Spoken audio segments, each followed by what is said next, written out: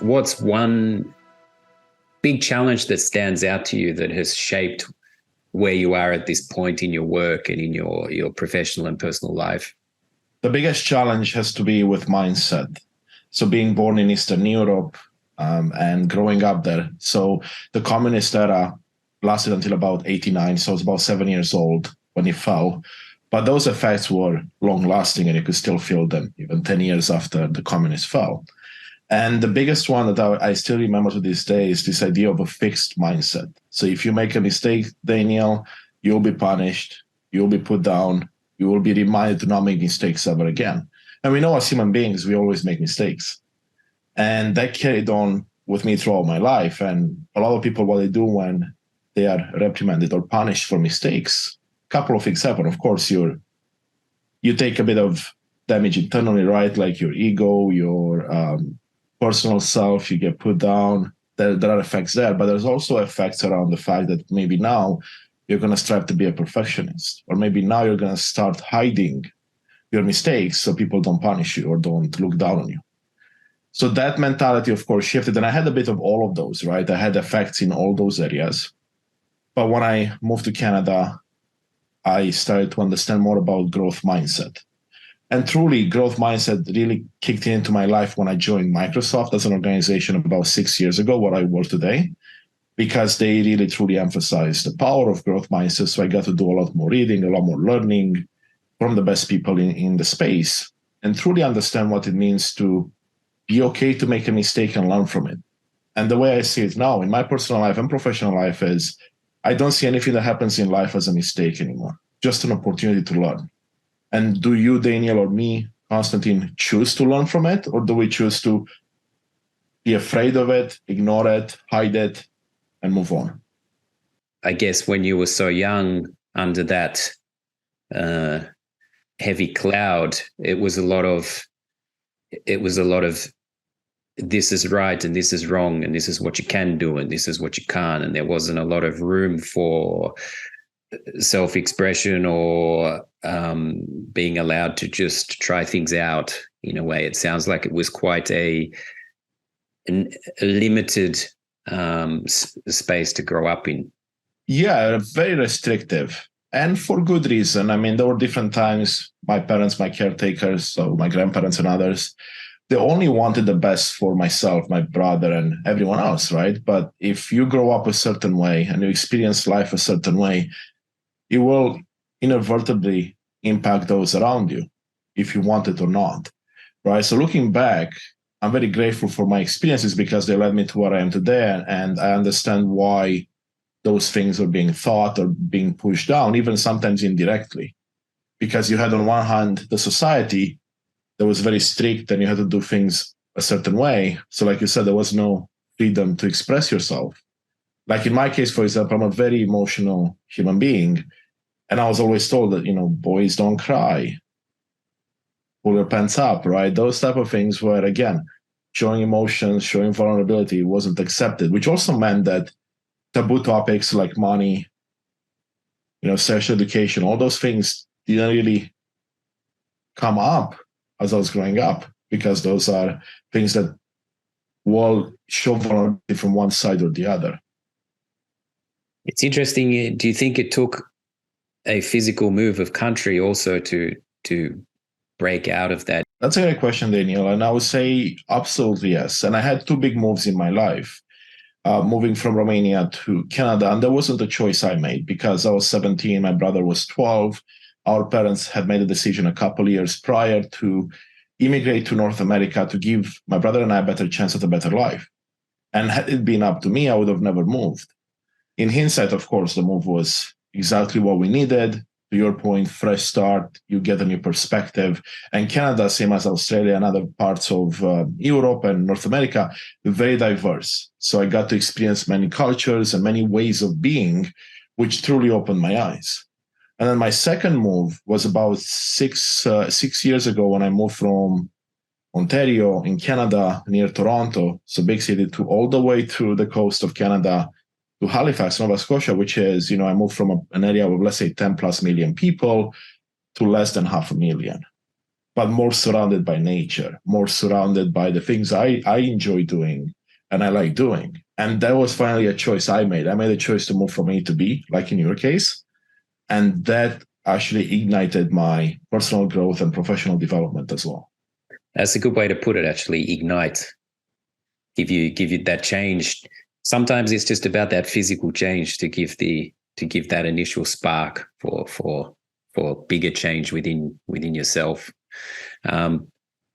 So being in the technology world, and the complexities of the technology world, particularly lately with what's going on with the AI and things, how do you integrate your philosophy, so to speak, into this technological world? And you're still working at Microsoft, right?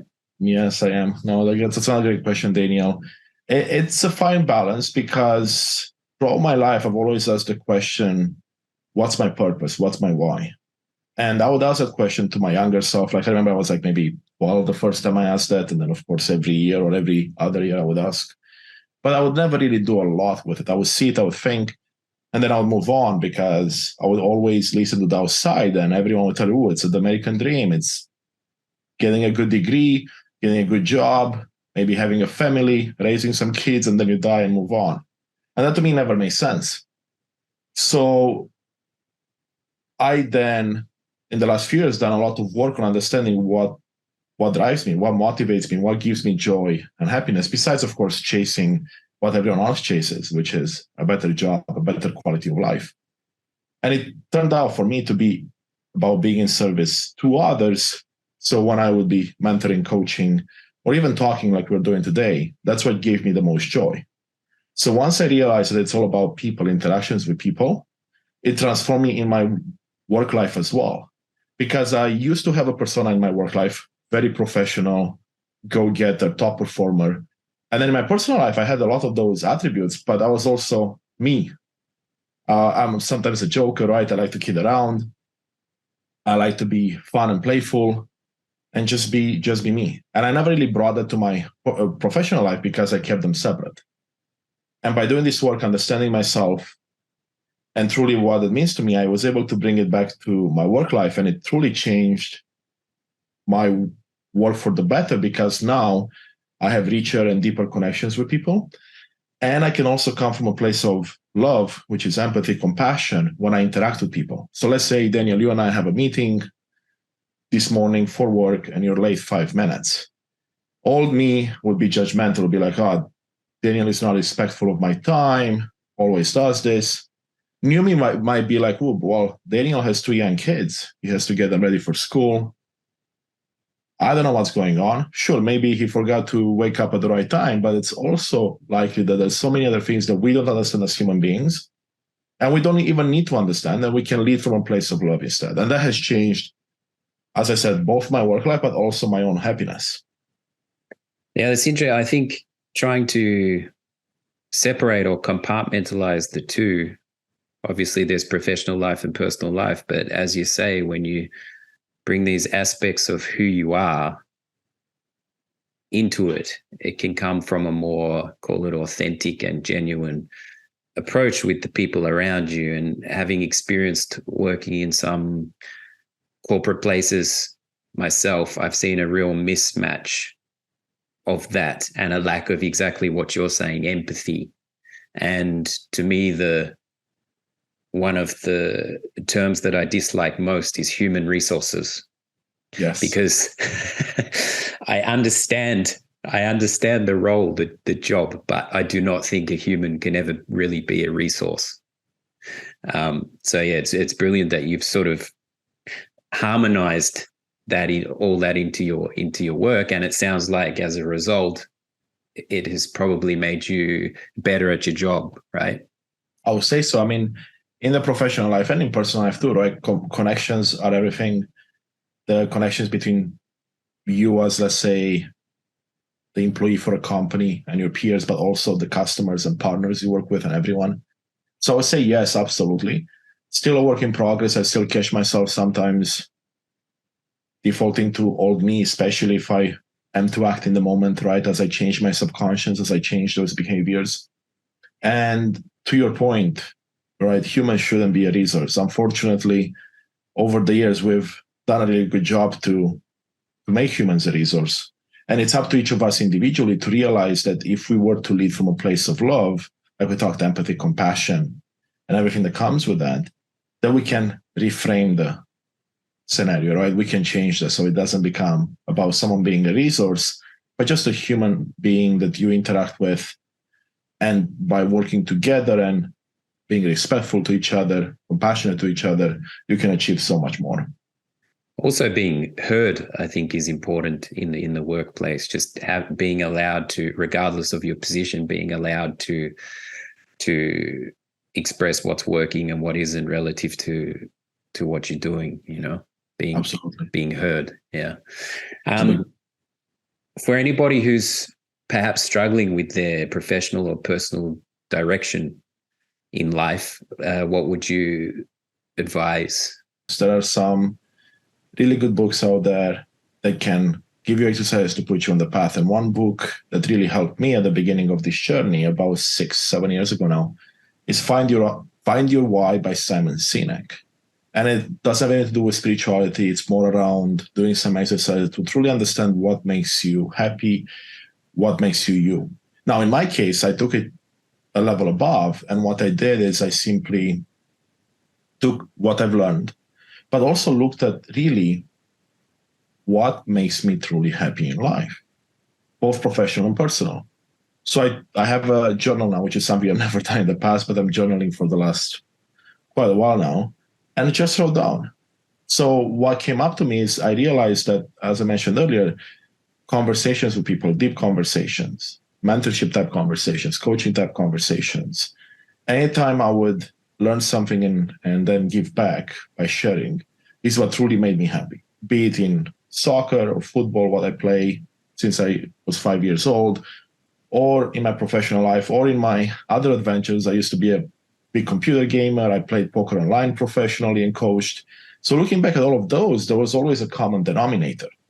So for me, that's how I got to it. Now, if you're someone that struggles, I'll say start by taking inventory of your life. And another practice that helped me a lot with this is starting to be grateful and practicing gratitude in my life about what's good in that moment, but also perhaps over a week, a month, or a bit longer.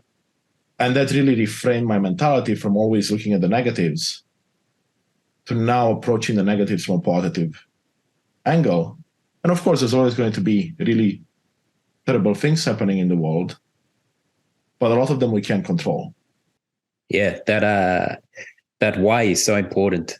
I know in school it was always, if there wasn't an understanding of the why, I wasn't necessarily interested in, because I just had no grasp of why we were having to learn at something that just seemed strange.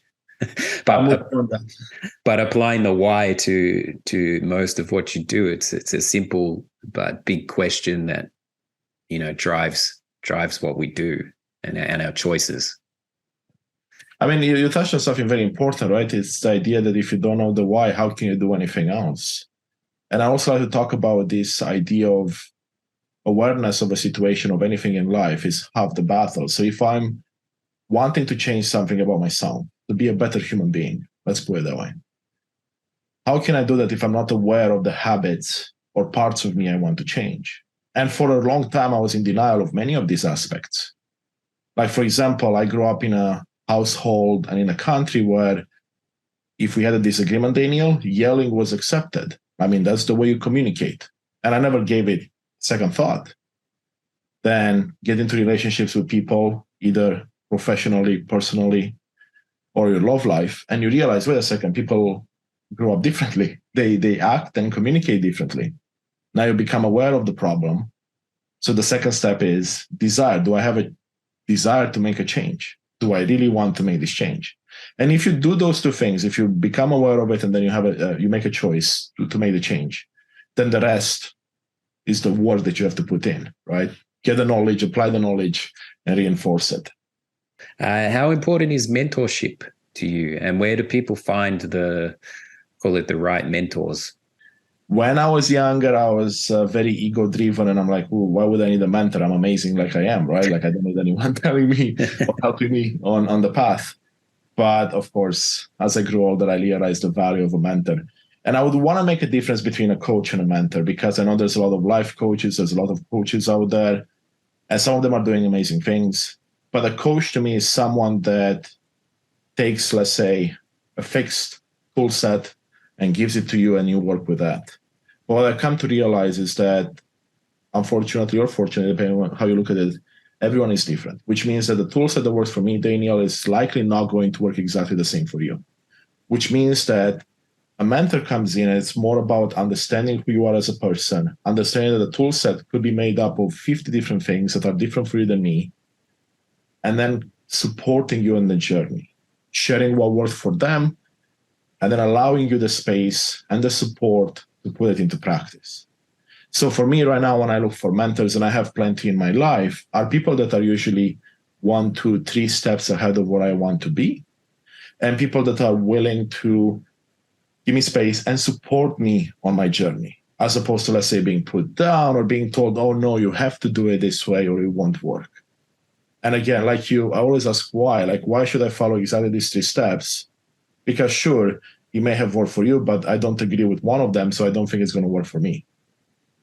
Exactly as you say, people who are supporting you, trying to put air under your wings, as opposed to kind of explaining or telling you that it's a certain way, catering for the individual, for sure. Exactly. And it's the same thing in the professional life, right? And I know you asked about where people can find this. And honestly, with you, I have mentors in all aspects of life. Even if they don't necessarily call themselves mentors, or I look at them as mentors on paper, right? They could be friends, like you said, someone you hang out with. It could be family members, or your manager, or your peers at work. Now, there are platforms where one can find mentors if you want a specific type of mentor. But sometimes it's also about, again, identifying those people that are ahead of you, not ahead of you, but ahead of where you want to be, and reaching out to them and say, hey, I love what you're doing. Would you happen to have 30 minutes to chat with me? I would love to understand more about how I can go from A to B. And then in that conversation, you may find a spark and something long-term forms. It doesn't always happen, but at least you are the one that's making other choices and taking control of your life and pushing yourself further. It's not all about professional growth. Again, can be applied to any aspects of your personal life as well. I think people are willing often as well, if it's communicated to them. They're very more than happy to share what they know in a particular area, and it also takes a little bit of courage to say, "Hey, I don't necessarily know it all. You've been there. How can you guide me?" Absolutely, both of those are so true. I mean, I just look at myself. If someone generally reaches out and say, "Hey, I've been following your work," or I like your work, or I like where you are, I would like some guidance, some help, I seldomly say no, even if my schedule is tight. Why? Because, like you touched on, people like to be seen, but also when someone reaches out to you and they open up, they become vulnerable because they're literally telling you, hey, I'm not where you are, but I would love to learn from you. How can another human being say no, right? Most people won't, because it makes you feel good as well. And then when you have those interactions, and that's how it works for me anyway, I sit down, have a conversation with people. It becomes a genuine conversation like you and I are having right now. And then I learn a lot from the interaction. And then I feel a lot better after. Being as this is the show is about challenges, do you have a small challenge that you could recommend for the audience that you think might help them on their journeys? Absolutely. It's a challenge I've done myself quite a bit, and I strive to do it every day, which is the idea of leading from a place of love. We touched a bit on this earlier, but it's the idea of making a choice in a moment where you would reach or react with fear and replace it with love. I'll give some examples to get this across to myself and to others as well. A simple example is I'm in traffic, someone cuts me off. Old me would honk the horn right away. maybe even pull my window down and yell a couple of words to the other person. Sorry, Germany is the land of honking. So I hear what you're saying. Right? I mean, it's everywhere. I've traveled to so many places in the world for work and personal. It's like everywhere it's happening. And I understand people are frustrated with life. And then, of course, you need an outlet to take it out. But I don't know if that's the best one. So, new me, now what do? Well, I breathe in for 1 second because I know if I react on impulse, it's going to be the honking, window down. But if I breathe in and think about, okay, let's react from a place of love. What does it mean? Well, I'm going to maybe be compassionate or empathic to the person. I don't know if that person is expecting a baby and he's rushing or she's rushing to the hospital. I don't know if they are, for example, sick or their partner is sick and they're rushing to take them somewhere. Or they could be a jerk. And in that case, whatever. I mean, it's their life, not mine. But either way, it doesn't matter because we don't know the actual reason. And it shouldn't matter because at the end of the day, if let's say I'm late and I'm pissed off at them for cutting me off and making me even more late, well, the problem is with me because I chose to leave my house late. Or whatever choices I made in the day led to me being late. Even if, let's say, my children were the reason I'm late, well, maybe I could have woken up 5 minutes earlier or prepared their dinner or the lunch the night before. The danger of an impulsive reaction is it can also spin the rest of your day as well. Exactly. And that's, I've noticed that, one little, if you kick the day off like that with the beep of the horn or as you say, not taking time to just breathe, calm down, try and approach it from a more empathetic place, it can really spin your day. It does. And here's the interesting part, as you mentioned, that a thought came to mind, and this is something that has happened to me many times in the past. As you wake up in the morning, if let's say you hit your toe on the bed, that's going to send you again for one of those spirals where you maybe get upset and it's going to affect the rest of your day. But not only that, what I've noticed with myself in the past is that we do a lot of self-talk that we don't even realize, and we put ourselves down. So let's say I wake up to the alarm, I hit the snooze button a couple of times, and then I finally wake up and I'm like, Constantin, you did it again. You're lazy, you didn't get out of bed. So now you're going back to that old programming of putting yourself down. And how is that going to make your day look like? Not very good. So when I say lead from a place of love, it could also be with your own self. So be more kind to yourself, be more understanding. And that's something that helped me tremendously over the last few years, because at the end, I never realized how much harm we do by putting ourselves down so often. And for me, it stemmed from my childhood and how, not necessarily how I was raised, but how I interacted with people, right? And if I allow people to put me down, then I reinforce those things by doing the same thing. And then, of course, once it becomes a habit, it's very hard for you to be aware of it. Yeah. Like with all these challenges, it's bringing no matter how different they are, I found it's like bringing an awareness to something. So with yours, in terms of leading from a place of love, it's even in just a small way, bringing an awareness to that in these small situations. How can I approach this in a more empathetic and less impulsive reactionary way? So it's a great challenge. Thank you. Yeah, and I would say that it could be even simple things, like even having a smile on your face when you walk down or saying hi to someone. In Canada, it's fairly common for people to say hi to strangers. But if you're genuine in saying hi, showing a smile, that can truly make a difference for you and others. Or I sometimes like to pay it forward. So essentially, I buy a coffee for someone, or I see someone struggling, I might be able to help them out. The other thing you can do, and it's something that has been done for me, and I do for others as well, is just generally asking them how they're doing. So you see a colleague at work that maybe doesn't look as bright as they usually do. Well, just go to them and say, hey, are you okay? I'm here if you need to talk to someone. And keep in mind that when you do something nice for yourself or for others, and especially for others, you might be the only one that does something nice for that person, that day, that week, that month even. So you could truly make a difference in someone's life. You have your own podcast? I do, yes. I imagine that has helped helped you, similar to how this is helping me, and what we're saying about just mirroring each other, like-minded philosophies, call it. Yeah, so my podcast is called Unleash Thyself.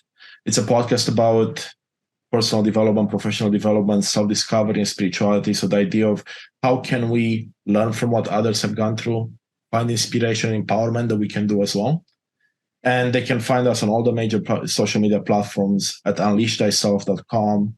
And if they want to find me personally, I'm on LinkedIn under Constantin Morun. And I would always love to talk to people. So if you want to reach out, say hi, I'll say hi back. Awesome, man. Just out of curiosity, how do you balance your time with the Microsoft and the podcasting and everything? What tools do you have for like time management? Yeah, absolutely. That's a great question. And you touched on one earlier, or not one, I guess a group, which is artificial intelligence. So I use a lot of AI in the activities to streamline some of my processes. So for example, when I need to write show notes, I would use AI, which saves me a lot of time. I'm also fortunate that my brother-in-law is a video editor, so he helps me with a chunk of what goes on. But in terms of time management tools, calendars are very important to me. I have a project management background, so I want to make sure I block time. And one area that's important, I didn't realize it was important until my work actually pushed it on us, is the idea of blocking a time in your calendar, even if it's personal or professional, that you dedicate to focus time, meaning that in that 1 hour, 2 hours, half an hour, 5 minutes, doesn't matter how long, you do not allow any distractions. Your phone is on airplane mode, your notifications are turned off, and you just focus on the one task you want to accomplish. Because in this day and age, we're so used to multitask, and I'm bad at that too, that we don't realize how unproductive we are when we try to juggle 3 or 4 or 5 things while the phone is beeping and we get 15 notifications. So doing, that, I block 2 hours a day for that every day. And it's played a huge role in my ability to actually deliver both professionally and personally. I actually have a similar thing where a block of the day is devoted to focus time and also physical, going to the gym and stuff. But I know that if I have at least achieved that and the rest of the day has got away from me, like it's amazing how time can get pulled from you even when you're not doing a lot. Things come in and just pull your time. But I know that if I have at least at a minimum achieved that block, well, then in a way I've won the day. Yes, absolutely. You're absolutely right, Daniel. And it's all about those small wins as well, because you touched on this earlier. It could be the deciding factor in you feeling accomplished in the day or not, which then would lead to the next day being good or bad from your own perspective. I initially feared the AI, but as you say, if you can use it as a tool that saves you time on the back end of things for the more tedious tasks, I think that can be quite beneficial. I definitely need to get into that more, not for the creative side of things, but for the tedious stuff, because it's all about time, right? Exactly. And I love that you touched on that, because people that fear AI are mostly because, from what I'm seeing, working with AI every day as part of my job as well, is that not necessarily they don't understand it, but they focus on what the news portrays, because we're always looking at the negative side of things. And sure, there'll be a lot of negative to it, but it's all about how you use it. And the AI will only be as good as the person using it. So can I have it work for me as opposed to the other way around? So in your example, it's perfect. Just have it do things I don't want to be doing every day. Like maybe summarizing meetings or taking notes or things of that nature that you could then use that limited time to be more creative, to create more, to do more of the things you love. To bring it home, is there anything else that you'd like to offer the listeners, particularly if we touched on it earlier, but particularly if they're struggling? Thank you for that, first of all, Daniel. I would say, yes, I can add one thing. So personally, I went through my first and only depressive state, I would say, last year, and it lasted for 7 or so months. And in the time, I of course, withdrew from people, withdrew from activities. And it wasn't until I started to become aware of my patterns and starting to reach back out to people, to let them in my life and become vulnerable and share with them what I was going through, so that I actually became better, much better. So if you're struggling, and even if it is depression or not, and you're realizing that you're not actually reaching out to people or talking to others in your life, friends, family, I would say, as another small challenge, reach out to someone that you hold dear and say, hey, man, or hey, woman, I'm not feeling good. What are your thoughts? And then just give them the opportunity to help you. Because like you and I talked, Daniel, a mentor is eager to help someone. Well, think about your friends and family. They would love to help you if they could, because you would do the same for them. Yeah, it's often not easy to ask for help, but it's so important. People don't know if they're not aware. So it's to take that step and just, because we're all battling different things at different times, right? No one's got it all figured out. No, I mean, and if they did, can you imagine how boring life would be? Let's say we had everything figured out. Like, what do you do that? But no, that's a great point, Daniel. Like, just know that while you're on your own journey, you're not really alone. And that was one of my biggest aha moments in the last few years. Is I always thought that my problems were unique to me because I was somehow special in that regard. But then I realized, wait a second, the problems I'm going through, or I was going through, many other people share those same problems or challenges, however you want to look at them. And by listening to people like you and I and other guests that you bring on or I bring on, we get to see, okay, well, you know what, Daniel is going through what I'm going. Maybe I'll pick a tool or two from his tool set and see if it works for me. Because for most people I've talked to and myself, talking to someone helps. It likely will help you, but it might not, because it depends on your circle. It depends on who you have around you, who you reach out to. But it's worth a try at the very least. It's been a real pleasure. And let's perhaps do it again in the future. Absolutely, Daniel. And thank you so much for having me on the show. It's been a pleasure.